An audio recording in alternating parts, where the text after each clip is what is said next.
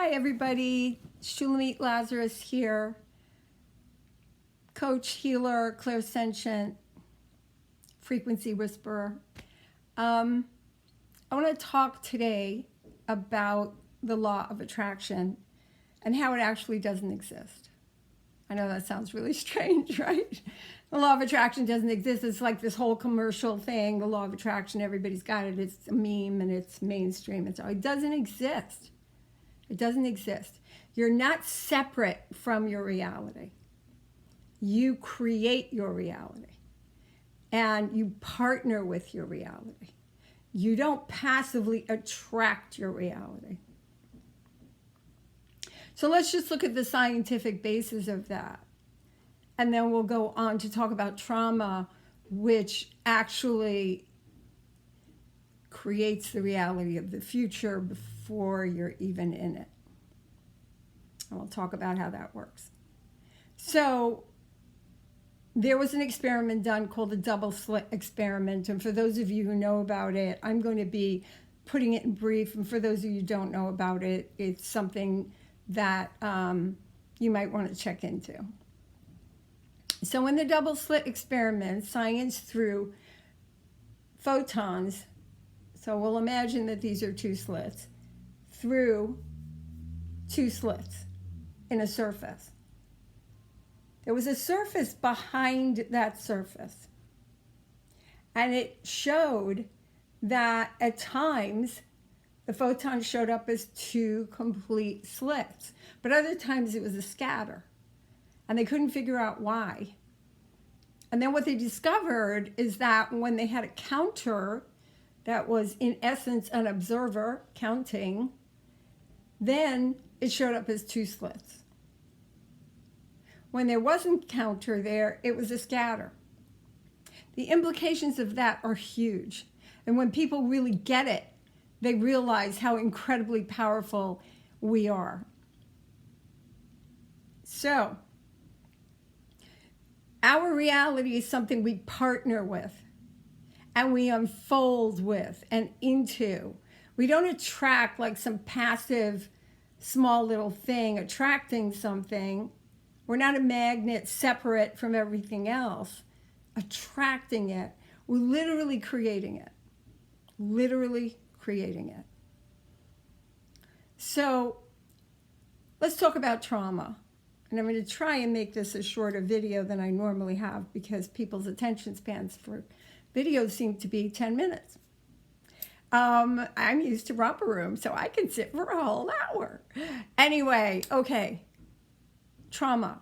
One of my specialties in my practice is to help people clear trauma and not just come to terms with it, like in psychotherapy, talk about it. Actually sometimes intensifies it because energy follows thought, and what you dwell on actually makes it stronger. What we want to do is we want to have you moving forward to being who you want to be, and to the extent that that gets in the way, that's when we deal with it. So one of my specialties is trauma. My other specialties is clearing self-limiting beliefs, and they're very tied together. Okay, so when you have a trauma, regardless of what age that is, but typically it's from birth to 7 is I call download, and after that's playback. And I talk very much in relationship to things as data. And the reason why I do that is because when we talk about anger or hate or abuse or all these different things that loss that may be painful for us, we can go into judgment, we can go into self-blame, we can go into shame. And I like to clear all that off the deck, because when you go into judgment, you separate out, you pull away. But what are you pulling away from? You're pulling away from yourself. You're pulling away and you're closing down your heart. And so you're not open to your own wisdom, and you are wise. If you can access it, then you're able to do things you never knew you could do, see things the way you never thought you could see them. If you can't access it, then you stay stuck, okay? So what happens in trauma is that we already know that when somebody goes into trauma, they may go into fight or flight, right? They want to run, they want to fight. Both of those are not really good solutions, but there's some kind of solution. Mostly, however, we go into freeze. It's just like kind of a deer in a headlight situation. Especially if you're a child or you're intimidated in any way, whether it's your boss or whatever. If it's not appropriate to fight, it's not appropriate to run, there you are, right? But regardless of what it is, and it could be a perceived slight, it could be an imagined slight, right? Doesn't matter. Anything that puts you in that kind of state, right? At that very moment that there's a trauma, there are 3 core beliefs that are birthed at that very moment. At that very moment that there's the trauma, there's a core belief that's birthed about the self, about the other in relationship, and about life. So, at that very moment, because of the emotions attached to it, what happens is that the heart, which ends up having the experience as cellular memory, projects it out into the universe, and it works like skipping stones. You know how you work, how you go into skipping stones in the water, and it creates these currents, right, that keep following and following and following. Well, all time is actually now. Time is a construct, and all time is now. And I can tell you that I have evidence of that because I was trained as a precognitive remote viewer, which means that I was taught how to get information in the future about something I wasn't even asked about yet, and matching them. And they matched very well. So we're able to dip into the field of data that is the universe and get information, which means that if we can get information in the future, right now, everything is here. So what we do is when we have this experience, our emotions actually catapult things, right? Being cerebral and intellectual and neutral in thought does nothing. So you can say affirmations until you're blue in the face, but if you don't hold them with the frequency of what those words mean in every single cell of your body, in every single sense of your body, they don't go anywhere. So what happens is that you project this out and it becomes your future. You create the future at the very moment that you go into these core beliefs, right? Because belief is in the heart. In Hebrew, it's ma'amin. It has to do with I believe, right? You know that in prayer, amen, right? And so it is. I believe. The heart stamps things into reality, not the mind, the heart. And we have evidence that the heart actually tells the brain the information, and the brain tells the body what to do, not the other way around, okay? It's the heart that goes into the future.